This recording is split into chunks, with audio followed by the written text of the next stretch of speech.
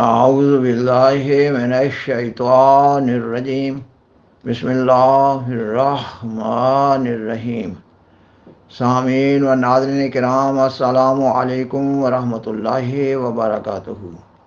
خاکسار ملائکۃ اللہ یعنی فرشتوں کے بارے میں ایک مضمون قسطوار پیش کر رہا ہے۔ یہ مضمون حضرت خلیفۃ المسیح ثانی المصلح الموعود رضی اللہ تعالیٰ عنہ کی ایک تقریر کے حوالے سے پیش کیا جا رہا ہے۔ آپ نے یہ تقریر 28-29 دسمبر 1920 کو جلسہ سالانہ قادیان کے موقع پر بیان فرمائی۔ ملائکۃ اللہ یعنی فرشتوں کے بارے میں یہ مضمون اسلام کے بنیادی اصول اور ایمانیات میں داخل ہے۔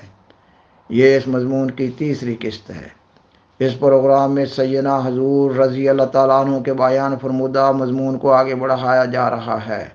سیدنا حضور رضی اللہ تعالیٰ عنہ نے اپنے اس مضمون میں مختلف مذاہب، مثلا زرتشتی مذہب، یہودی مذہب، عیسائی مذہب اور ہندو مذہب کی روح سے ملائکہ یعنی فرشتوں کے وجود کا ثبوت دیا ہے، اور اس کے بعد ملائکہ کے بارے میں اسلام کا نظریہ بیان فرمایا ہے۔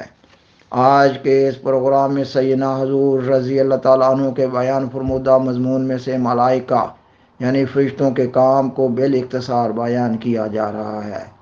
آپ فرماتے ہیں، ملائکہ کا ایک کام جو بہت بڑا ہے وہ یہ ہے کہ وہ کلام الہی لاتے ہیں۔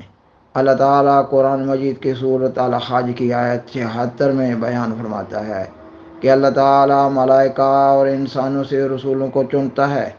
اس سے معلوم ہوا کہ ملائکہ کا ایک کام خدا کا کلام پہنچانا ہے۔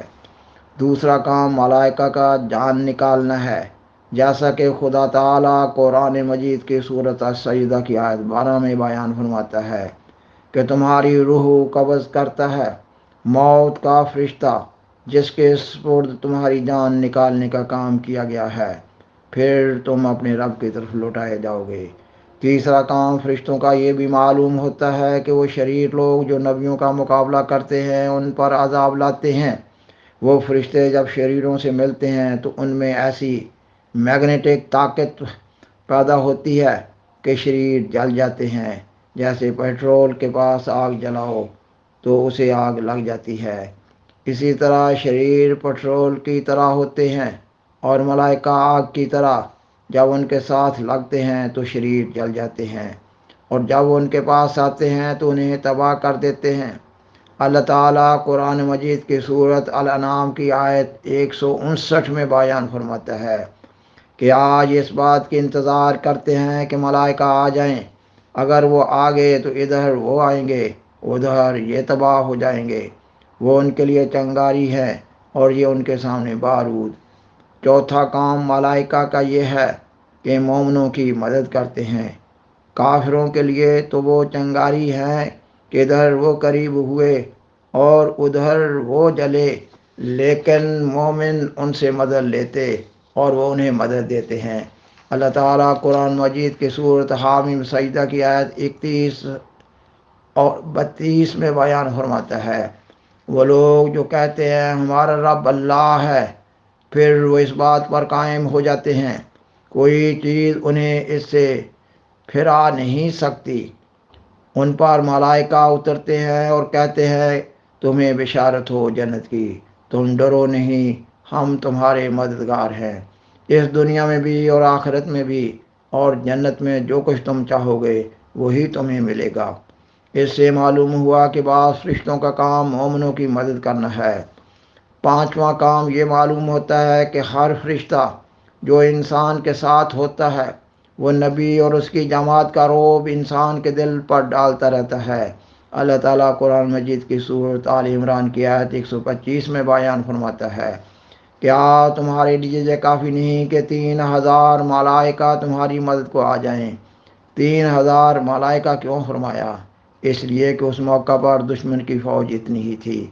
اس سے معلوم ہوا کہ یہ اعلیٰ درجہ کے فرشتے نہیں تھے، بلکہ وہ تھے جو ہر انسان کے ساتھ ایک ایک لگا ہوا ہے، کیونکہ فرمایا کہ یہ کافی نہیں ہے کہ ہم 3000 ملائکہ سے تمہاری مدد کریں، یعنی جب تم دشمن کے مقابلہ پر جاؤ تو وہ تمہارا رعب ہر ایک کے دل میں ڈالنا شروع کر دیں۔ ملائکہ کا چھٹا کام یہ ہے کہ توحید الہی قائم کرتے ہیں۔ یوں تو سارے ہی کام فرشتے کرتے ہیں، مگر یہ خاص کام ہے جو ہر ایک فرشتہ کرتا ہے۔ اللہ تعالیٰ قرآن مجید کی سورت آل عمران کی آیت 19 میں بیان فرماتا ہے، خدا بھی اپنی توحید پر گواہی دیتا ہے اور ملائکہ بھی گواہی دیتے ہیں۔ ساتواں کام ملائکہ کا یہ ہوتا ہے کہ انبیاء علیہ السلام کی تصدیق ظاہر کرتے ہیں۔ اللہ تعالیٰ قرآن مجید کی سورۃ النساء کی آیت 167 میں بیان فرماتا ہے، خدا گواہی دیتا ہے کہ جو کچھ تجھ پر نازل کیا گیا ہے یہ ہماری طرف سے ہے، اور ملائکہ بھی گواہی دیتے ہیں۔ آٹھواں کام ملائکہ کا یہ ہوتا ہے کہ خدا کی تسبیح کرتے رہتے ہیں۔ نواں کام ملائکہ کا یہ ہوتا ہے کہ وہ مومنوں کے لیے استغفار کرتے ہیں۔ دسواں کام ملائکہ کا یہ ہے کہ وہ قوانین نیچر کی آخری علت ہیں، اور دنیا میں جو کچھ ہو رہا ہے سب ملائکہ کے اثر کے ذریعہ سے ہو رہا ہے۔ 11واں کام ملائکہ کا یہ ہے کہ وہ دعائیں کرتے ہیں کہ خدا تعالیٰ اپنے بندوں پر برکتیں نازل کرے۔ 12واں کام بعض ملائکہ کا یہ ہے کہ وہ سوائے عبادت کے کچھ نہیں کرتے۔ حدیث میں آتا ہے کہ 7 آسمانوں پر ایک بالشت کے برابر بھی جگہ خالی نہیں، سب جگہ فرشتے کھڑے عبادت کر رہے ہیں، یا سجدہ میں ہیں یا رکوع میں ہیں۔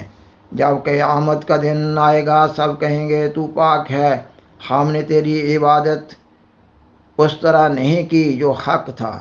ہاں بس اتنا کہہ سکتے ہیں کہ ہم نے تیرا شریک کسی کو نہیں ٹھہرایا۔ سامعین و ناظرین کرام، حضرت خلیفۃ المسیح ثانی رضی اللہ تعالیٰ عنہ بیان فرماتے ہیں، فرشتوں کے اس قول سے مومنوں کو بھی سبق لینا چاہیے کہ اس قدر عبادت کرنے کے بعد فرشتے کہیں گے ہم نے کچھ نہیں کیا، مگر بعض لوگ تھوڑی سی عبادت کر کے کہہ دیتے ہیں کہ ہم نے اتنی عبادت کی ہے۔ 13واں کام ملائکہ کا یہ ہے کہ لوگوں کے اعمال محفوظ رکھتے ہیں۔ 14واں کام ملائکہ کا یہ ہے کہ جو خدا کے پیارے ہوتے ہیں ان کی محبت دنیا میں پھیلاتے ہیں۔ حدیث میں آتا ہے جب اللہ تعالیٰ کسی بندہ سے محبت کرتا ہے جو جبرائیل کو پکارتا ہے کہ اللہ فلاں شخص سے محبت کرتا ہے، اس پر جبرائیل اس سے محبت کرنے لگتا ہے۔ پھر جبرائیل تمام آسمان والوں میں پکارتا ہے کہ اللہ فلاں شخص سے محبت کرتا ہے، بس تم بھی اس سے محبت کرو۔ بس اس پر سب آسمان والے اس سے محبت کرنے لگ جاتے ہیں۔ پھر اس کی قبولیت زمین میں پھیلا دی جاتی ہے۔ 15واں کام ملائکہ کا یہ ہوتا ہے کہ کبھی ملائکہ کو خدا کے پیاروں کی خدمت میں لگا دیا جاتا ہے اور ماموروں کے خادم اور غلام بنا دیے جاتے ہیں۔